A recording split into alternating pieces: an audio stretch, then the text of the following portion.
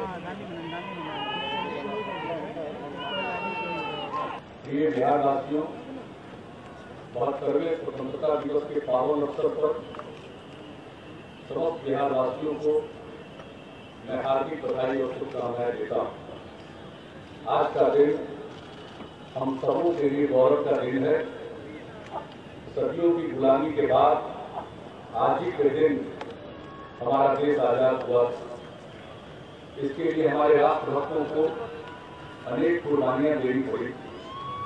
आज के दिन हम मातृभूमि के उन सपूतों का स्मरण करते हैं, उन्हें श्रद्धासुमन अर्पित करते हैं और उनके सपनों को साकार करने का संकल्प लेते हैं। मैं उन वीर जवानों का भी नमन करता हूं जो स्वतंत्रता प्राप्ति के बाद बहादुरी से देश की सरहदों की सुरक्षा कर रहे हैं। उनके बलिदान को कभी भुलाया नहीं जा सकता। आज के दिन देश के थल, जल और नभ की रक्षा करने वाले भारतीय सेना का हम अभिनंदन करते हैं, जिनकी सजगता और सतर्कता से देश की सीमाओं की रक्षा होती है। बिहार सरकार के लिए यह सौभाग्य का विषय था कि गांधी जी के चंपारण सत्याग्रह के 100 वर्ष पूरा होने के उपलक्ष्य में शताब्दी समारोह के सफल आयोजन का अवसर मिला। इस आयोजन का मुख्य उद्देश्य उस समय की घटनाओं की स्मृतियों को पुनर्जीवित करते हुए गांधी जी के विचारों एवं उनके आदर्शों को जन जन तक पहुंचाना। महात्मा गांधी की जयंती के 150वें वर्ष को भी हम हर्षोल्लास के साथ मनाएंगे और उनके आदर्श एवं विचारों को जन जन तक पहुंचाने की मुहिम को आगे बढ़ाते रहेंगे। भारत के स्वतंत्रता संग्राम में बिहार वासियों का अग्रणी योगदान रहा। हम बिहारी राष्ट्र निर्माण में बढ़ चढ़कर हिस्सा लेते रहे हैं और अपने लोकतंत्र को मजबूती प्रदान करते रहे हैं। हमारी सरकार न्याय के साथ विकास के सिद्धांत पर सभी क्षेत्रों और वर्गों को साथ लेकर चल रही है और बिहार राज्य का सर्वांगीण विकास हमारा मूल संकल्प है। बिहार की तरक्की एवं प्रतिष्ठा को कायम रखने के लिए हमने निरंतर काम किया है और आगे भी करते रहेंगे। आज के इस अवसर पर मैं सबसे पहले जो हर वर्ष पिछले कई वर्षों से हम मौसम की स्थिति देख रहे हैं, जलवायु परिवर्तन के हम सब शिकार होते हैं। शुरू में जब वर्षा होनी चाहिए उस समय वर्षापात न के बराबर होता है। वैसी स्थिति में हम लोगों के सामने एक जटिल समस्या उत्पन्न होती है। हम लोगों ने इस वर्ष भी वर्षापात हो या कहीं किसी इलाके में बाढ़ की स्थिति उत्पन्न हो, इन सभी चीजों के लिए निरंतर सचेत है। एक एक चीज पर नजर रखी जा रही है और हमारे विभिन्न विभागों के लोग सक्रिय रूप से अपनी भूमिका निभा रहे हैं। कल भी मैंने समीक्षा की है और अभी भी कुछ ऐसे प्रखंड हैं जहां 50% से कम ही रोपनी हुई। हमने कहा है सभी लोग ऊपर सचेत रहें और हमने कहा कि पूरे तौर पर इस बात का सर्वेक्षण कर लिया जाए कि कितनी रोपनी हुई और हम किसानों को प्रेरित करें कि वे रोपनी करें। आगे के दिनों में वर्षापात की जो उम्मीद मौसम विज्ञान विभाग के द्वारा बताया जाता है उसको ध्यान में रखते हुए अगर रोपनी होगी तो आगे फसल की संभावना बनी रहेगी। और वैसी स्थिति में अगर पर्याप्त वर्षापात नहीं भी होता है तो हम आपदा प्रबंधन की तरफ से पूरी सहायता करेंगे किसानों को जिनके फसल की बर्बादी होगी। और हम लोगों ने फसल सहायता योजना की शुरुआत की है, उसके माध्यम से भी हम लोग उनका सहयोग करेंगे। इसलिए सब लोगों से यही करेंगे, कोशिश करें रोपनी हो और हम लोग पूरे तौर पर हर विषय पर प्रयत्नशील।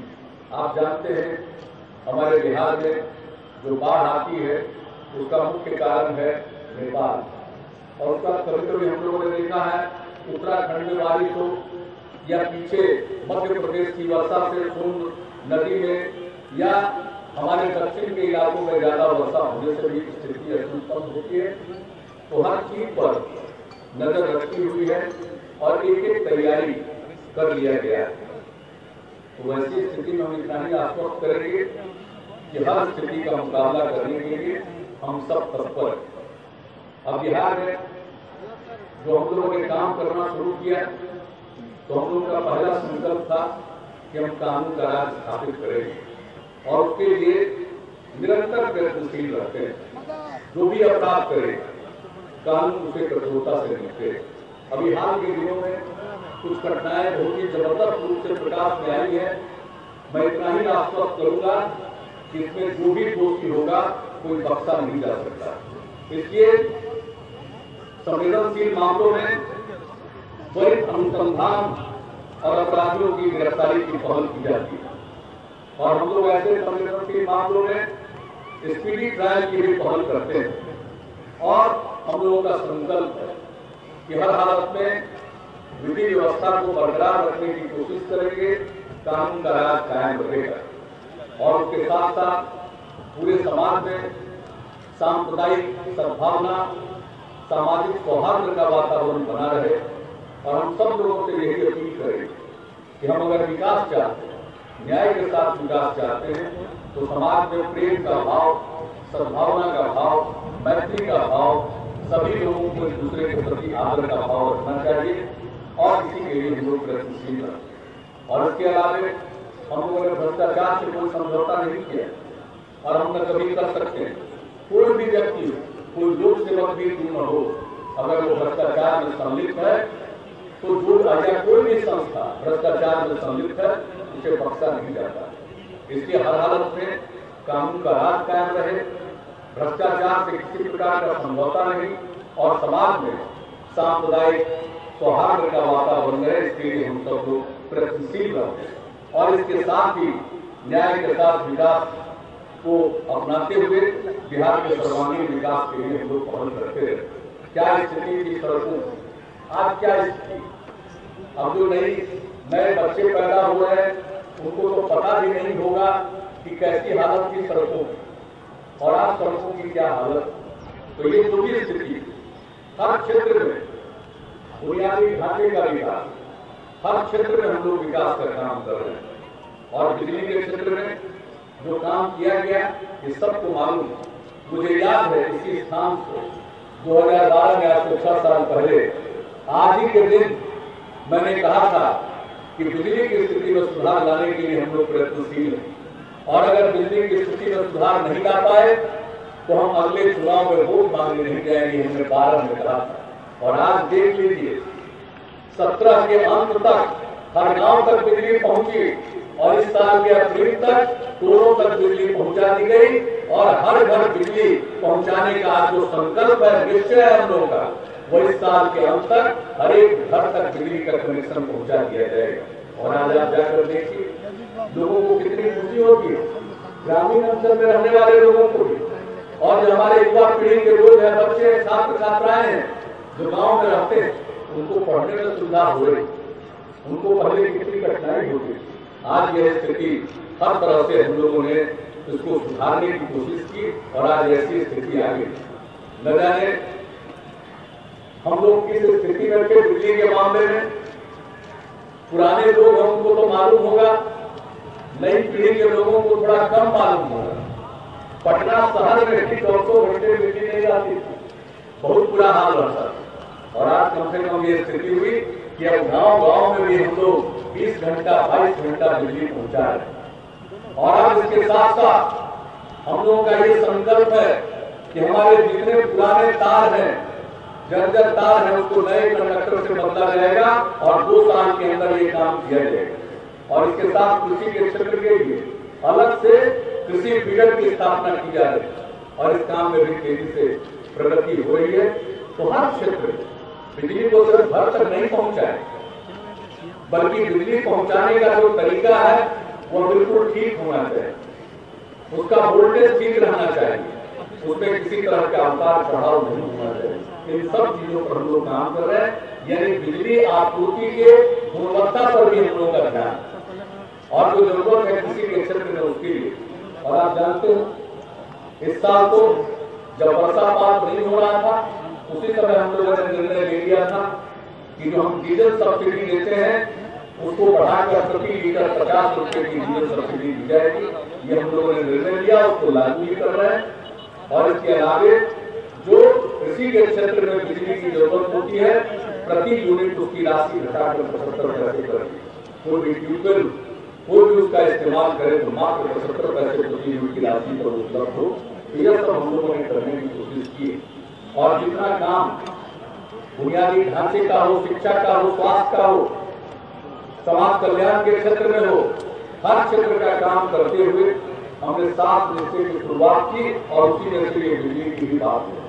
तो इसके अलावे हम इसके 7 निश्चय में हम लोगों ने क्या सोचा, हमारे यहाँ हमने तो प्रारंभ से ही प्राथमिक शिक्षा से लेकर माध्यमिक शिक्षा तक ध्यान दिया, लेकिन हम लोगों ने ये देखा कि आज भी हमारे यहाँ उच्च शिक्षा की ओर कम लोग जा रहे हैं और उसका कारण परिवार की गरीबी है।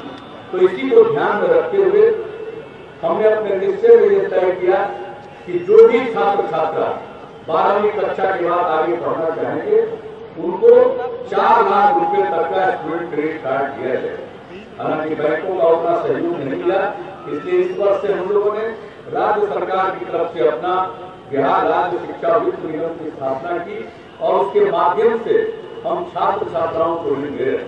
छात्रों के लिए साधारण ब्याज दर 4%, लड़कियों के लिए, दिव्यांगों के लिए, ट्रांसजेंडर्स के लिए मात्र 1%। और इसके अलावे हर प्रकार की सुविधा देने की कोशिश कर रहे हैं। और हम सबसे अपील करेंगे कि आगे बढ़िए, उस शिक्षा को प्राप्त करिए। हमारा ग्रॉस एनरोलमेंट रेशियो जब हमने ये तय किया उस समय मात्र 13% था, राष्ट्रीय स्तर पर वो 24-25% है। हम अपने यहाँ के ग्रॉस एनरोलमेंट रेशियो को यानी उस शिक्षा में पढ़ने वाले हमारे छात्र छात्राओं का अनुपात कम से कम होना चाहिए राष्ट्रीय औसत पर, और उससे भी ज्यादा हमें पढ़ना चाहिए, 30% होना चाहिए। इसलिए हम लोगों ने इस योजना की शुरुआत की। हम सभी छात्र छात्राओं से अपील करें इस योजना का लाभ लीजिए और अगर किसी प्रकार की स्कॉलरशिप मिल रही है वो मिलती रहेगी, चाहे वो अनुसूचित जाति, जनजाति, अल्पसंख्यक समाज, पिछड़ा वर्ग, अति पिछड़ा वर्ग, महिला, किसी भी प्रकार की छात्रवृत्ति मिलती है वो छात्रवृत्ति मिलती रहेगी और उसके अलावे स्टूडेंट क्रेडिट कार्ड योजना का लाभ उठाएगी। और मैं यह भी कहना चाहता हूँ कि जब कोई रोजगार पा लेगा तब इसको रिफंड करना, लेकिन अगर ऐसी स्थिति किसी के साथ पैदा नहीं होती है तो जरूरत पड़ने पर जो स्टूडेंट क्रेडिट कार्ड के माध्यम से लोग ऋण लेंगे, हमारे युवा, हम उसको माफ तक कर सकते हैं। लेकिन आपसे हम यही अपील करेंगे इस योजना का लाभ जरूर लीजिए और आगे बढ़िए। और हमने कहा हमारे लिए कृषि का महत्व बहुत ज्यादा है। आज भी हमारे प्रदेश की आबादी के 76% लोग अपनी आजीविका के लिए कृषि पर निर्भर है। इसलिए कृषि क्षेत्र के विकास पर निरंतर हम लोगों का ध्यान है। और तीसरा कृषि रोड मैप हम लोगों ने शुरू किया है। और एक और जैसे फसल सहायता योजना, ये फसल बीमा योजना की जगह पर हम लोगों ने जो फसल सहायता योजना की शुरुआत की है, इसके अलावे किसानों की स्थिति को देखते हुए हम लोगों को ऐसा लगता है कि किसानों को खेती करने के लिए उनको इनपुट अनुदान देना चाहिए और इसकी शुरुआत हम लोगों ने की है, इसका प्रयोग कर रहे हैं। जो जैविक सब्जी की खेती करते हैं उन जिलों में हम लोगों ने इसकी शुरुआत की है, पायलट प्रोजेक्ट के तौर पर प्रयोग कर रहे हैं और इसकी सफलता होगी तो इसका विस्तार जैविक सब्जी की खेती में सभी गंगा नदी के तट के दोनों तरफ करेंगे और उसके बाद हम इनपुट कृषि इनपुट अनुदान की योजना को आगे बढ़ाएंगे, हर फसल के लिए भी आगे बढ़ाएंगे, यह हम लोगों का है। और सब्जी की खेती को बढ़ावा देने के लिए हमारे यहाँ सब्जी की खेती खूब होती है। इसके लिए हम लोगों ने सहकारी संस्थाओं के गठन का निर्णय लिया, त्रिस्तरीय सहकारी सब्जी प्रसंस्करण और विपणन व्यवस्था लागू की गई। इसलिए कृषि के क्षेत्र में हम लोगों का ये संकल्प है, हर प्रकार से हम लोग उस क्षेत्र में सहायता देना चाहते हैं ताकि हमारा कृषि का न सिर्फ उत्पादन बढ़े, उत्पादकता बढ़े, बल्कि किसानों की आय में वृद्धि, इसके लिए हम लोग प्रयास करते हैं। और जो हमारी आधी आबादी वो महिलाओं, इसके हमारा प्रारंभ से नजरिया रहा महिला सशक्तिकरण। और महिला सशक्तिकरण के लिए सब काम 50% का आरक्षण पंचायती राज संस्थाओं में, नगर निकायों में, हर प्रकार के आप पूरे हमारे डिस्ट्रिक्ट के अंतर्गत सरकार की हर सेवाओं में 35% का आरक्षण महिलाओं को दिया जा चुका है। पुलिस बल में उसके पहले दिया जा चुका था, हम लोगों ने 3 साल पहले ही इस योजना को लागू कर दिया।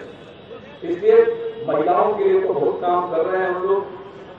आप सब जानते हैं पोशाक योजना, साइकिल योजना इसकी शुरुआत की और स्वयं सहायता समूहों का गठन पूरे बिहार में कराया गया।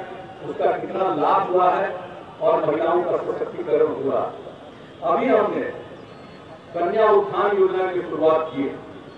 कोई भी कन्या के जन्म होने पर उनके माता पिता को 2000 रुपया हम लोग देंगे उनके अकाउंट में, और 1 वर्ष की आयु पूरा करने पर अगर उनका आधार से पंजीयन करा देगा परिवार तो 1000 रुपया और देंगे, और 2 वर्ष पूरा होने पर अगर बच्चों लड़की का संपूर्ण टीकाकरण करा दिया जाएगा तो उनको 2000 रुपया और देंगे। और इसके बाद पोशाक योजना की जो राशि थी उसको हम लोगों ने बढ़ा दिया, और पहला क्लास और दूसरी क्लास की बच्चियों को 600 रुपया, तीसरे से 5वें क्लास की बच्चियों को 700 रुपया, छठे से 8वें क्लास की बच्चियों को 1000 रुपया, और 9वें से 12वें क्लास की छात्राओं को 1500 रुपया पोशाक योजना के अंतर्गत दिया जाएगा। सैनिटरी नैपकिन की योजना हमने शुरू की थी 7वें से 12वीं कक्षा के छात्राओं के लिए, और उसकी भी राशि हमने बढ़ाकर 300 रुपया कर दी है। और उसके बाद अगर कोई लड़की अगर 12वीं कक्षा पास करेगी, इंटरमीडिएट पास कर जाएगी और अविवाहित है तो उसको 10,000 रुपये का अनुदान हम लोग देंगे।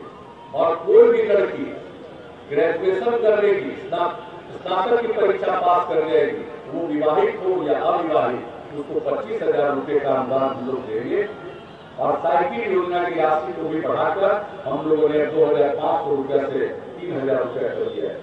लेकिन जो महिलाओं की मुख्यमंत्री कन्या उत्थान योजना में पोशाक योजना, सैनिटरी नैपकिन, बालिका इंटरमीडिएट प्रोत्साहन योजना, बालिका स्नातक प्रोत्साहन योजना, इन योजनाओं में जो राशि कोई बच्ची जन्म लेगी और वो ग्रेजुएट हो जाएगी तब उसको आज की तारीख 54,100 रुपये की सहायता हम लोग देंगे। और उसके अलावा छात्रवृत्ति अलग है और साइकिल योजना अलग है, अन्य प्रकार की योजनाएं इससे अलग है। इसलिए नारी सशक्तिकरण के लिए हम सब वचनबद्ध, अनुसूचित जाति, अनुसूचित जनजाति, अति पिछड़ा वर्ग सबके लिए हम लोग काम कर रहे हैं। कल ही हम लोगों ने शुरुआत की है। अनुसूचित जाति, अनुसूचित जनजाति और अति पिछड़े वर्ग के लिए जो छात्र जो पढ़ते हैं, अल्पसंख्यक समुदाय के, पिछड़े वर्ग के जो भी छात्रावास में विद्यार्थी रह रहे हैं, जो सरकारी स्कूल है उनके लिए जो छात्रावास अलग से बना है, उनको 1000 रुपया प्रति माह की दर से छात्रावास अनुदान दिया जाएगा और 15 किलो अनाज हर महीने उनको मुफ्त में उपलब्ध कराया जाएगा। 9 किलो चावल, 6 किलो गेहूं। और इसके अलावा अगर बीपीएससी की प्रारंभिक परीक्षा पास कर लिया किसी अनुसूचित जाति, अनुसूचित जनजाति और अति पिछड़े वर्ग के छात्र छात्राओं ने, उनको 50,000 रुपये का अनुदान हम लोग देंगे ताकि वो आगे ठीक से पढ़ पाए और अंतिम परीक्षा में उत्तीर्णता हासिल कर सके। और उसी तरह से अगर संघ लोक सेवा आयोग यूपीएससी की परीक्षा प्रारंभिक परीक्षा पास करेंगे तो अनुसूचित जाति, अनुसूचित जनजाति और अति पिछड़े वर्ग के छात्र छात्राओं को 1 लाख रुपए का अनुदान हम लोग देंगे ताकि वो मूल परीक्षा को भी, अंतिम परीक्षा को भी पास कर सके। हम लोगों ने अनुसूचित जाति, अनुसूचित जनजाति उद्यमी योजना की शुरुआत की है। इसके तहत उद्यमिता को बढ़ावा देने के लिए और अनुसूचित जाति जनजाति में ऐसे उद्यमी होंगे उनको 10 लाख रुपए तक की सहायता देंगे, जिसमें 5 लाख रुपया अनुदान और 5 लाख रुपया ब्याज रहित ऋण। तो इस तरह से 50% अनुदान और 50% ब्याज रहित ऋण, उसकी ऊपरी सीमा रहेगी 10 लाख रुपए और इसका भी लाभ लोगों ने उठाना शुरू किया है। अनुसूचित जाति, अनुसूचित जनजाति या अन्य पिछड़े वर्ग, अति पिछड़े वर्ग या माइनॉरिटी के हॉस्टल अगर पुराने और खराब स्थिति में जर्जर है तो चरणबद्ध तरीके से नए भवन का भी निर्माण होगा। इसके लिए संबंधित विभागों को निर्देश दिया गया है, वे इसके लिए पूरा सर्वेक्षण कर रहे हैं। और इसके अलावा हमने एक और योजना शुरू की। आप जानते हैं समाज सुधार की बुनियाद हम लोगों ने शराबबंदी लागू करके किया और उसका बहुत लाभ। लेकिन एक चीज हम लोगों ने महसूस किया कि बहुत सारे गरीब परिवार जो इस काम में लगे थे उन्हीं पर उनकी आजीविका निर्भर। तो हम लोगों ने अब सर्वेक्षण कराना शुरू किया ऐसे परिवार। और जब शराबबंदी लागू किया तो पूर्णिया से ये काम शुरू हुआ और वहां लोगों को पशुपालन के लिए प्रेरित किया गया और उसका बड़ा अच्छा असर रहा। तो हम लोग पूरे बिहार में सर्वेक्षण करा रहे हैं ग्रामीण विकास विभाग के अंतर्गत जीविका समूहों के माध्यम से। और जो लोग भी इस तरह के परिवार हैं जो इसी काम में लगे थे, उसी पर उनकी आजीविका निर्भर थी, उन लोगों को प्रेरित करके दूसरा काम करें, वैकल्पिक रोजगार। और उस रोजगार को करने के लिए उनको 60,000 रुपया से 1 लाख रुपया तक की सहायता। और इस योजना की हम लोगों ने शुरुआत की। एक तो जो शराब ताड़ी सबसे जुड़े हुए परिवार को उनके लिए, इसके अलावा भी समाज में कई ऐसे परिवार हैं जो बिल्कुल हाशिए पर हैं, जो सरकार की किसी योजना का लाभ नहीं उठा पाते। वैसे लोगों के लिए भी हम लोगों ने इस योजना की शुरुआत की है, जो उनको वैकल्पिक रोजगार के लिए प्रेरित करके उनको मदद कर रहे हैं। और ये काम शुरू हो गया। इसका नाम हम लोगों ने रखा सतत जीविकोपार्जन योजना। और उसी तरह से जो अल्पसंख्यक समाज के लोग हैं, इनके लिए विशेष पहल पहले से हम लोग करते आ रहे हैं। लेकिन अल्पसंख्यकों के लिए अब बिहार विद्यालय परीक्षा समिति के साथ साथ मदरसा बोर्ड से फोरमनिया परीक्षा प्रथम श्रेणी में उत्तीर्ण छात्र छात्राओं को 10,000 रुपये एवं मौलवी परीक्षा में प्रथम श्रेणी में उत्तीर्ण छात्राओं को 15,000 रुपये प्रोत्साहन राशि देने का निर्णय किया गया। आप सबको मालूम है, हम लोगों ने पहले से मुस्लिम परिचर्चा योजना चलाई थी, उनको 10,000 रुपये की सहायता दी जाती है। अब वो बढ़ाकर 25,000 रुपया किया गया। राज्य अल्पसंख्यक वृद्धि निगम की हिस्सा पूंजी को 40 करोड़ रुपये से बढ़ाकर 80 करोड़ रुपये किया गया। अल्पसंख्यक रोजगार ऋण योजना में वार्षिक आवंटन हम लोग 25 करोड़ रुपये का देते थे, उसको बढ़ाकर अब 100 करोड़ रुपये किया गया है। और इसके अलावा बिहार राज्य मदरसा बोर्ड से मान्यता प्राप्त मदरसों हेतु उनके भवन आदि के सुधार के लिए भी मदरसा शिक्षा सुदृढ़ीकरण योजना, जो भी उनके भवन में जरूरत हो, शौचालय की जरूरत हो और भी कमरों की जरूरत हो, उसके लिए हम लोगों ने मदरसा शिक्षा सुदृढ़ीकरण योजना की स्वीकृति दी है। और इसके अलावा हर जिले के स्तर पर जहाँ भी वक्फ बोर्ड की जमीन अगर उपलब्ध है, उसमें बहुउद्देशीय भवन निर्माण होगा और उसके लिए वक्फ विकास योजना की स्वीकृति दी है। तो ये सब काम समाज के हर तबके के विकास के लिए, और यही उदाहरण न्याय के साथ विकास का, समाज के हर तबके के विकास के लिए। और जो तबके मुख्य धारा से थोड़ा अलग हैं, उनको मुख्य धारा में लाने के लिए विशिष्ट योजनाएं बनाकर सबके विकास के लिए हम लोग काम करते रहते हैं। और इसके साथ साथ मैंने चर्चा की, हस्तकरघा उद्योग के लिए भी हम लोग काम कर रहे हैं। अभी हाल में ही एक कार्यक्रम हुआ था, उसमें उन चीजों के बारे में कहा था। सरकारी कार्यालयों में और प्रतिष्ठानों में हैंडलूम निर्मित कपड़ों को बढ़ावा दिया जा रहा है। उन करों को 10,000 रुपये की दर से कार्यशील पूंजी दी जाएगी। हैंडलूम के उत्पादों को खादी के तर्ज पर बिक्री मूल्य पर छूट किया जाएगा। और प्रधानमंत्री जीवन ज्योति बीमा के अंतर्गत जो बुनकरों को लाभ मिलता है, उसमें उनको अपना अनुदान देना पड़ता था। जो बुनकरों को अपना अनुदान देना पड़ता था, वह उनकी तरफ से राज्य सरकार वहन करेगी, ताकि सब लोग इस योजना का लाभ ले सकें। और इसके अलावा बहुत सारे बुनकर हैं जिन्होंने ऋण लिया, उस ऋण के वन टाइम सेटलमेंट के लिए भी स्कीम लाने का निर्देश उद्योग विभाग को दिया गया। और उसके बाद उनसे मांग किया कि भाई ये सहयोग समितियां हैं, कोऑपरेटिव सोसाइटी है, इसका चुनाव होता है तो निर्वाचन प्राधिकार को इसके लिए राशि देनी पड़ती है। हमने यह भी किया है कि इसके लिए भी राज्य सरकार ही राष्ट्रीय निर्वाचन प्राधिकार को दे देगी और तब हमें उनका चुनाव होगा।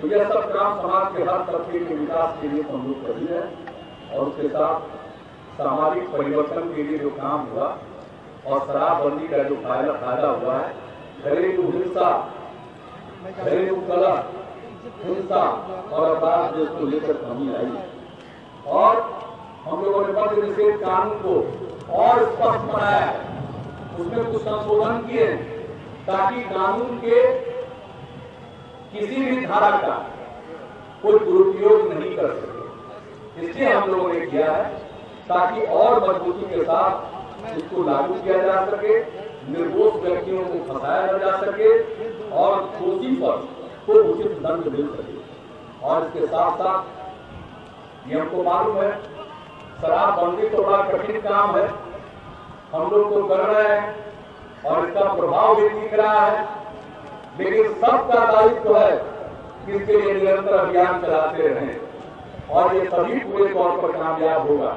और जान लीजिए बिहार में जिस तरह से ये कामयाब हो रहा है, देश के दूसरे प्रदेशों में भी अब इसकी जोरदार मांग उठने लगी है।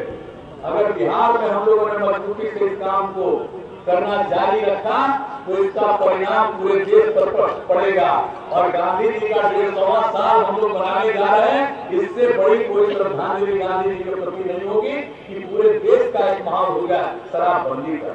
तो इसके लिए हम सबका सहयोग चाहते हैं और उसके साथ जो सामाजिक कुरीति है, बाल विवाह और दहेज प्रथा के खिलाफ ये अभियान चल रहा, सभी युवाओं को सचेत होना है, दहेज लेना नहीं है और बाल विवाह नहीं होने देना। 18 साल से कम उम्र की लड़की की शादी नहीं होनी चाहिए, 21 साल से कम उम्र के लड़के की शादी नहीं होनी चाहिए। बाल विवाह के कारण अनेक प्रकार की परेशानियां पैदा होती हैं और इतनी परेशानी होती है जो बाल विवाह की शिकार लड़कियां रहती हैं। अगर बच्चे पैदा होकर गर्भवती होती हैं, बहुत लोग मौत की शिकार हो जाती है और अगर बच्चे पैदा होते हैं तो अनेक प्रकार की बीमारियों से ग्रस्त हो जाते हैं। तो इसलिए बाल विवाह और दहेज प्रथा के खिलाफ सतत अभियान जारी रखना। तो जो काम हम लोग पहले से कर रहे हैं उस काम को तो मजबूती से करते रहेंगे, पूरे संकल्प के साथ करेंगे। बीच में जो कठिनाई आएगी उसका पूरी तरह मुकाबला करेंगे, लेकिन जो हमारा संकल्प है लोगों की सेवा का, उसमें किसी तरह का समझौता नहीं कर सकते। अब इसके आगे भी बहुत कुछ काम करना है। आज स्वाधीनता दिवस है, मैं समझता हूँ उचित कि कई निर्णय हम लोगों ने लिए हैं, उसकी जानकारी आज के अवसर पर हम दे दें। एक कमेटी हमने पूर्व मुख्य सचिव AK चौधरी जी की अध्यक्षता में बनाई थी 2015 में, विभिन्न विभागों में संविदा पर नियोजित कर्मियों के संबंध में हमने एक कमेटी बनाई थी, उनकी स्थिति पर विचार करने के लिए, उनके लिए और क्या करना है। तो उनकी रिपोर्ट आ गई है और इसे हम लोगों ने स्वीकार कर दिया है। और संस्थाओं में मुख्य संविदा कर्मियों की सेवा पर अगर वो नियमित नियुक्ति में भाग लेंगे तो उम्र सीमा का शिथिलीकरण और कार्य अनुभव को नई नियुक्ति में महत्व दिया जाए, मानदेय और पारिश्रमिक का निर्धारण, अवकाश की मान्यता, अनुग्रह अनुदान, सेवा विवेक, यात्रा व्यय, सेवा समाप्ति के विरुद्ध अपील, कर्मचारी भविष्य निधि, कर्मचारी राज्य बीमा, मातृत्व अवकाश तथा वार्षिक मूल्यांकन आदि, इन सभी चीजों पर उन्होंने बहुत ही सकारात्मक अनुशंसाएं की और हम लोगों ने उनकी अनुशंसाओं को स्वीकार करते हुए विभिन्न विभागों में कार्यरत संविदा कर्मियों को समिति की अनुशंसा के अनुरूप लाभ देने का निर्देश दिया है और इस पर पूरा काम हो रहा। इसलिए अब जितने हमारे संविदा कर्मी हैं वो भी अब चिंतित न रहे और उनको भी जो सरकारी सेवा में बहुत सारी सुविधाएं मिलती है वो सुविधाएं भी उनको प्राप्त होंगी। अब इसके अलावे आप जानते हैं तो सड़क बना दिया, अब सड़क बना दिया तो सबकी इच्छा होती है कि मोटर व्हीकल पर चले। तो पंचायत से प्रखंड मुख्यालय तक यात्रियों को परिवहन की सुविधा उपलब्ध कराने के लिए एक मुख्यमंत्री ग्राम परिवहन योजना प्रारंभ की जाएगी। इस योजना के अंतर्गत अनुसूचित जाति, अनुसूचित जनजाति एवं अत्यंत पिछड़ा वर्ग के युवाओं को प्रत्येक पंचायत में भाड़े पर चलाने के लिए यात्री वाहन खरीदने हेतु वाहन की कीमत का 50% अनुदान दिया जाएगा। और यह अनुदान ऐसे मोटर व्हीकल वाहन जिन पर 4 से 10 लोग बैठ सके, उस तरह के वाहनों के लिए ये स्कीम लागू की जाएगी, ताकि गांव से चलकर वो प्रखंड मुख्यालय तक जाए। इसके लिए जो वाहन खरीदेंगे SC, ST और अति पिछड़े वर्ग के जो युवा, उनको वाहन की जो कीमत है 50% का अनुदान दिया जाएगा, 1 लाख रुपए तक का अधिकतम अनुदान। और इसके बाद राज्य सरकार द्वारा किसानों को स्थानीय आवश्यकताओं के अनुसार पैक्सों के माध्यम से आधुनिक कृषि यंत्र कम शुल्क पर उपलब्ध कराने के लिए हरित कृषि संयंत्र योजना प्रारंभ की गई।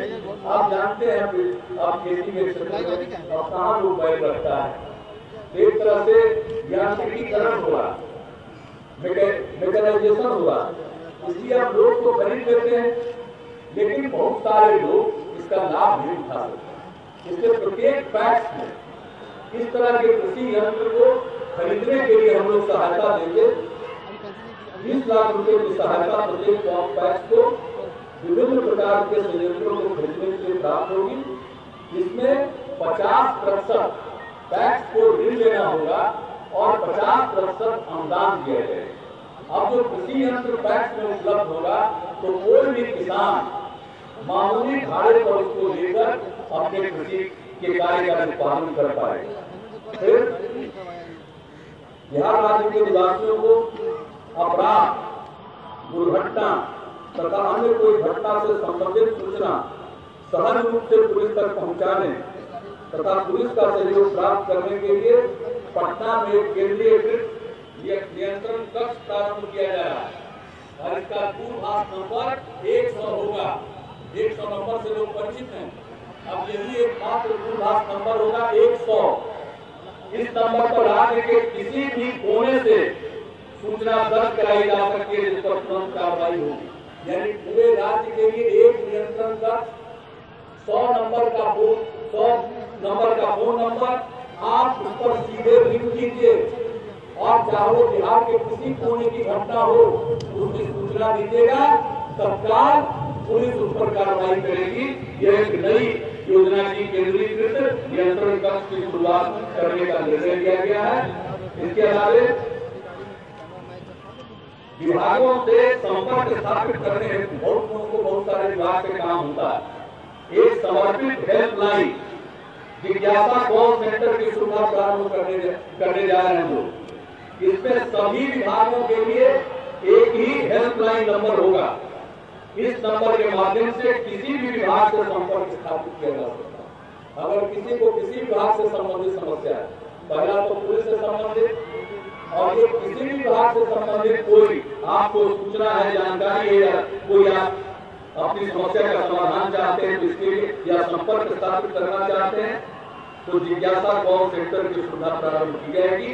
एक ही नंबर पर कोई विभाग में आप जाना चाहते हैं वहां चले जाएंगे, वहां से आप संपर्क कर सकेंगे। इसके बाद अनुसूचित जाति, अनुसूचित जनजाति तथा अति पिछड़े वर्गों के गृहविहीन परिवार जो प्रधानमंत्री आवास योजना के अंतर्गत लाभ पाने के हकदार हैं, लेकिन जमीन के अभाव में घर नहीं बना पा रहे हैं, ऐसे परिवारों को घर बनाने के लिए जमीन खरीदने हेतु राज्य सरकार राशि उपलब्ध कराएगी।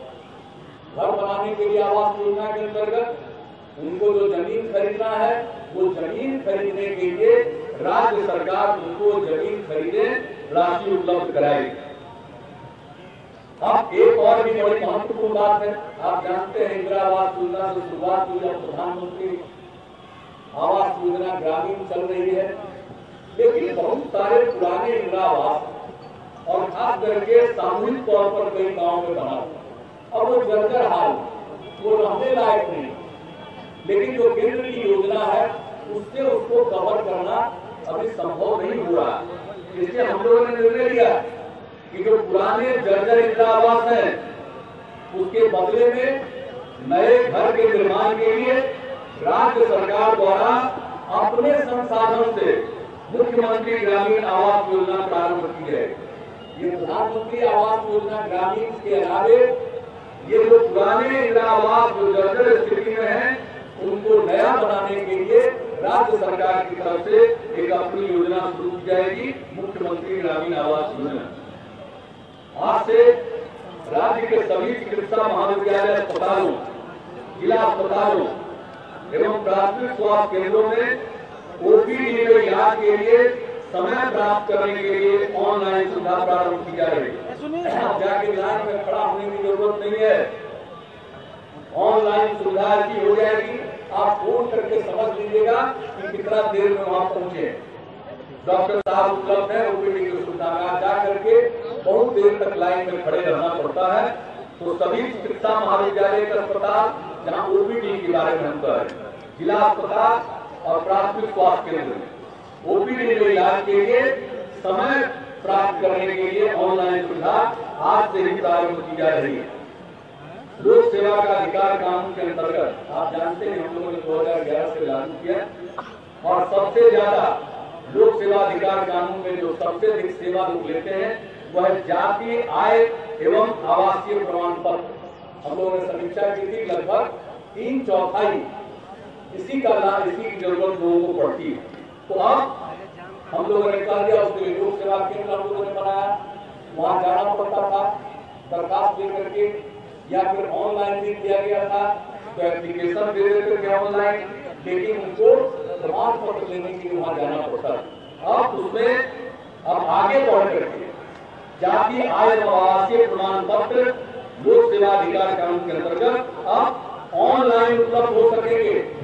अगर बिहार का आदमी दिल्ली में भी रहा वहीं से अप्लाई करेगा ऑनलाइन और उसको उसी तरह से ऑनलाइन वो उपलब्ध हो जाएगा। आवेदक को जाति, आय और आवासीय प्रमाण पत्र प्राप्त करने के लिए प्रखंड के लोक सेवा केंद्र पर जाने की आवश्यकता नहीं पड़ेगी। वो ऑनलाइन अप्लाई करेगा और ऑनलाइन उसको वो सुविधा मिल जाएगी, वो प्रमाण पत्र मिल जाएगी। इसके अलावे आप जानते हैं हम लोग क्या सबसे बड़ी समस्या तो जमीन को लेकर है, इसलिए हम ऊपर बहुत ही कंसर्न रहते हैं। अब 1 सितंबर 2018 से अब 15 अगस्त 1 सितंबर 2018 से राज्य के 534 अंचलों में ऑनलाइन दाखिल खारिज की प्रक्रिया आरंभ की जाएगी। नहीं तो दाखिल खारिज के लिए लाइन लगाते रहता था, आते जाते रहता था, बहुत मुश्किल होता। अब दाखिल खारिज के लिए सभी अंचल में 534 अंचलों में ऑनलाइन दाखिल खारिज की प्रक्रिया प्रारंभ की जाएगी 1 सितंबर 2018 और 2 अक्टूबर 2018 से राज्य के सभी अवर निबंधक कार्यालयों को अंचल कार्यालयों से जोड़ा जाएगा, जिसके पश्चात जितने भी दस्तावेज निबंधित किए जाएंगे उसकी सूचना उसी दिन अंचल कार्यालय को प्राप्त हो जाएगी और तुरंत दाखिल खारिज की कार्रवाई भी स्वतः प्रारंभ हो जाएगी। ये सब काम में लोगों को परेशानी होती थी, इसलिए ये 2 और तीसरा 2 अक्टूबर 2018 तक सभी अंचलों में ऑनलाइन लगान जमा करने की व्यवस्था सूचित कर दी जाएगी। हम लोग लगान जमा करने के लिए दौड़ते रहते, कर्मचारी से भेंट नहीं हो रहा। अब यही काम जिसको भी लगान जमा करना है और ऑनलाइन जमा कर देगा। यानी